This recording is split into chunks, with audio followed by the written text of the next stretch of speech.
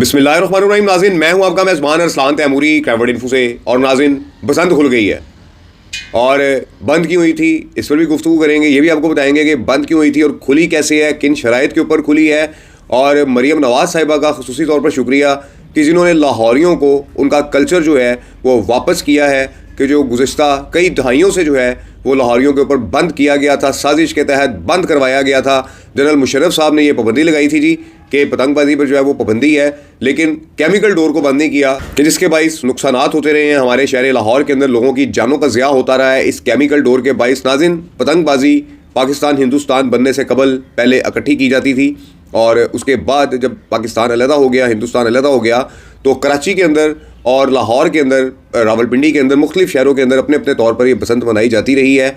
उस ज़माने के अंदर हम लोग भी जब पतंगबाजी करते थे तो धागे की डोर होती थी और उसके ऊपर जो है वो मांझा फेरा जाता था, जिससे एक दूसरे की पतंगें जो है वो काटी जाती थी और आसमान सजता था। और एक प्रॉपर एक शहर का कल्चर था। उस दिन छुट्टी होती थी, तमाम लोग अपनी छतों के ऊपर इस त्यौहार को, इस कल्चर को मनाते थे। जबकि कुछ मजहबी लोग इसके बारे में प्रोपेगेंडा करते थे, इसे एक मजहबी रंग देने की भी कोशिश करते रहे हैं। लेकिन नाज़रीन, चूँकि ये हमारे शहर लाहौर का एक कल्चर था, लोग एंजॉयमेंट करते थे, इसको सिर्फ और सिर्फ एक तफरीह के हवाले से इस्तेमाल किया जाता था इस बसंत को।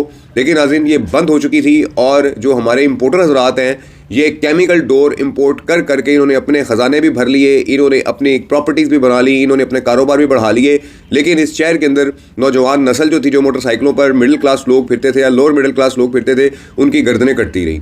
नाज़रीन, अब जो है सूरत हाल ये है कि हुकूमत पाकिस्तान ने, हुकूमत पंजाब ने इस बसंत पर कुछ शराइत जो है वो लगाई हैं, कुछ लागू की हैं उन्होंने शराइत। और उनके मुताबिक गुड्डे और पतंगों का जो साइज़ है वो भी DCO लाहौर की जानिब से बता दिया गया है। तकरीबन 1 तावा ये गुड्डा बताया जा रहा है और साथ इसके जो है ये चगिट्ठी पतंग बताई जा रही है। छोटी पतंग है ये ज़्यादा बड़ी पतंग नहीं है, 5 गिट्ठी नहीं है, 3.5 गिट्ठी या 5 गिट्ठी पतंग नहीं है, ये चगिट्ठी पतंग है। और साथ उसके एक तावा जो है, एक गुड्डा नज़र आ रहा है। ये तस्वीर नाज़रीन DCO लाहौर की जानिब से उनके दफ्तर में जारी की गई हैं और ये उनके अर्दली जो है ये दिखा रहे हैं आपको पतंग का साइज़। ये मंजूर होगा और उसके बाद फरवरी के महीने में डेट जो है वो सिलेक्ट की जा रही है। कुछ ज़राए बता रहे हैं 3, 4, 5 है, कुछ ज़राए बता रहे हैं कि डेट जो है वो आगे पीछे भी हो सकती है, 15, 16, 17 भी हो सकती है। तो डेट अभी तक जो है वो फाइनल जब सामने आएगी मैं आपको डेट भी बताऊंगा कि किस डेट पर ये पसंद मनाई जा रही है, डोर कहाँ से मिलेगी, गुड्डे कहाँ से मिलेंगे।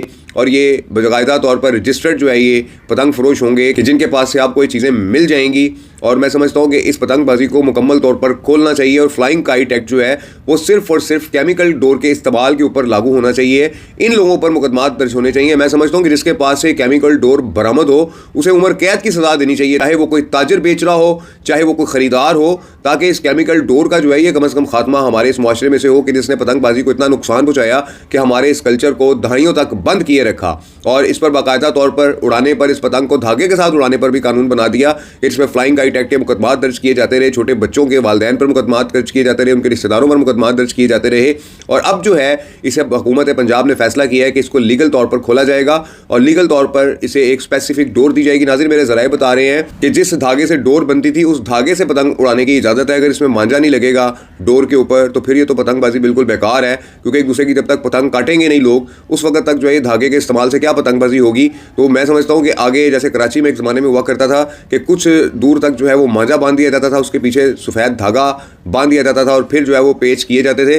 तो मैं समझता हूँ कि इसमें अगर इस तरीके की सूरत हाल भी पैदा की जाए तब भी पतंगबाजी बेहतर है। लेकिन अगर मांझे को बिल्कुल ही पतंगबाजी में से निकाल दिया जाएगा तो फिर पतंगबाजी का जो है वो फ़ायदा ही क्या है, पतंगबाजी का वो मज़ा जो है वो किरकिरा हो जाएगा। पतंगबाजी के लिए पेच ज़रूरी है और पेच के लिए धागे के ऊपर मांझा लगा हुआ भी ज़रूरी है। नाज़रीन, मैं आपको बताता चलूँ कि मांझे की जो धागे वाली डोर होती है इससे भी नुकसान होता है अगर कोई मोटरसाइकिल के ऊपर जा रहा हो या उसको लग जाए, लेकिन इतना नुकसान नहीं होता, ये टूट जाती है। लेकिन केमिकल डोर जो है ये टूटती नहीं है, कि जिसके बाइस जो है इंसान की पूरी शहर की कट जाती है, उसकी मौत वाक़या हो जाती है। लेकिन जो धागे की डोरें हैं ये पहले चलती थी, अब जो है इसको केमिकल डोर ने इसकी जगह ले ली थी और ताजरों ने अपना पेट भरने की खातिर इस केमिकल डोर को इंपोर्ट किया और हमारे शहर में इसको बांट दिया, जिसको लोग उड़ाकर मौत बांटते फिरते रहे। तो ये पतंगबाजी का जो सारा ख़राब होने का जो कसूर है, इस कल्चर के बर्बाद होने का कसूर है, वो केमिकल डोर है। मैं समझता हूँ जिस पर पाबंदी लगनी चाहिए और जिससे बरामद हो उसको जो है वो अंदर बंद करे, उसके ऊपर फ्लाइंग काइट एक्ट का जो है वो पर्चा दर्ज करे, उसे तो उम्र कैद की सज़ा होनी चाहिए कि जिससे केमिकल डोर बरामद हो। इस किस्म का जो है वो पतंगबाजी का सिलसिला अगर हमारे मुल्क में शुरू किया जाए तो इसमें कोई कबाहत नहीं है। इस व्लॉग के साथ इजाज़त दीजिए। अल्लाह हाफिज़।